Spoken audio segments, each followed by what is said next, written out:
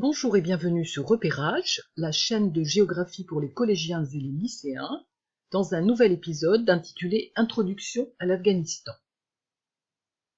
Il s'agit essentiellement de la présentation d'un article que j'ai écrit sur mon blog intitulé Une petite introduction à l'Afghanistan, qui est paru le 17 août 2021 et dans lequel j'écris cette phrase importante: l'Afghanistan est un pays d'Asie centrale, montagneux, enclavé, peuplé de près de 40 millions d'habitants à 99,9% musulmans.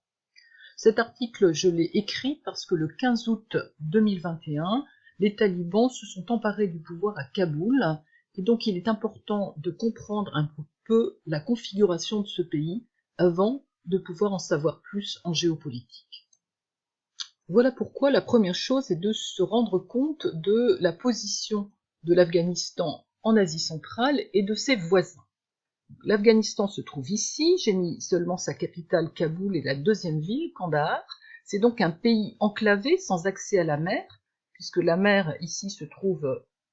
au Pakistan, la façade se trouve sur le Pakistan, son grand voisin à l'est, sur l'océan Indien, son grand voisin à l'ouest est l'Iran, capitale Téhéran, qui a à la fois un accès à la mer sur le golfe Persique et sur l'océan Indien.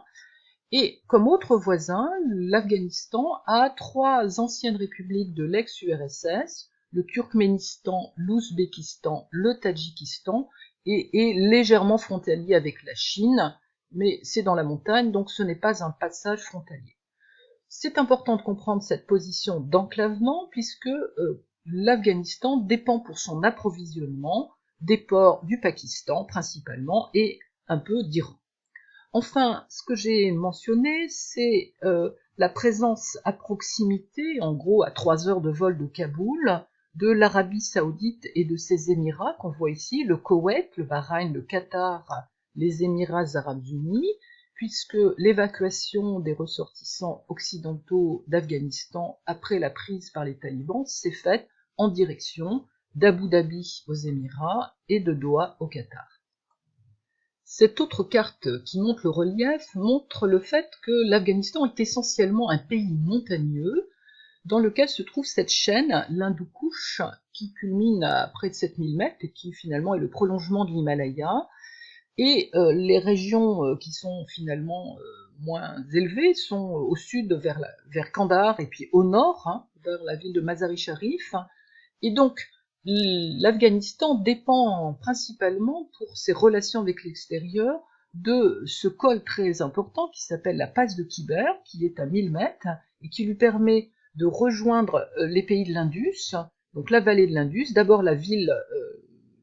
de contrôle de cette passe qui est Peshawar, et puis de pouvoir finalement être ravitaillé via essentiellement le port de Karachi, éventuellement peut-être via un autre port qui a été modernisé par les Chinois récemment, le port de Gwadar. Un autre élément important, c'est donc de voir quels sont les postes frontières de cet Afghanistan. Donc le principal est celui de Torkham, dans la passe de Khyber. C'est vraiment le cordon ombilical de l'Afghanistan. On en a un qui était important à l'époque où l'Afghanistan a été occupé par les soviétiques, qui est ce pont de l'amitié sur la Moudaria qui permet d'accéder à l'Ouzbékistan, c'est-à-dire historiquement à l'URSS. Nous avons aussi un endroit très important, c'est cette passe dans l'Hindoukouche qui permet de passer de Kaboul au nord du pays, qui est donc le tunnel de Salang à plus de 3000 mètres. Et enfin, on voit qu'il y a deux postes frontières importants avec l'Iran et un autre poste frontière avec le Pakistan. Donc, ce qui est très intéressant, c'est de comprendre que l'Afghanistan, c'est un pays montagneux essentiellement, où les points de passage sont limités, et qui tient ces points de passage importants, quelque part tient le pays. Je terminerai avec quelques chiffres qui sont tirés de la publication de l'INED, Population et Société de 2019, dans lesquels on voit donc que l'Afghanistan est un pays de plus de 650 000 km², donc c'est plus que la France, d'environ 38 millions d'habitants en 2019, aujourd'hui on est autour de 40 millions sans doute, en très forte croissance démographique, on atteindrait vers 65 millions au milieu du XXIe siècle, car la fécondité reste forte, et ça c'est lié à l'instruction encore limitée des femmes. et avec un revenu par habitant qui reste faible, et surtout qui est beaucoup plus faible que celui de ses voisins. Donc là, j'ai mis sur ce tableau les autres voisins, donc le voisin de l'Ouest, l'Iran, dont on voit que son progrès sur le plan démographique a été considérable, la fécondité n'est plus que de 2,1, le Pakistan à l'Est,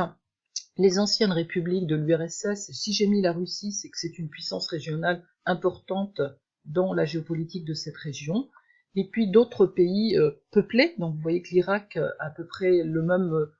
nombre d'habitants que l'Afghanistan, et ce pays très influent qu'est l'Arabie Saoudite.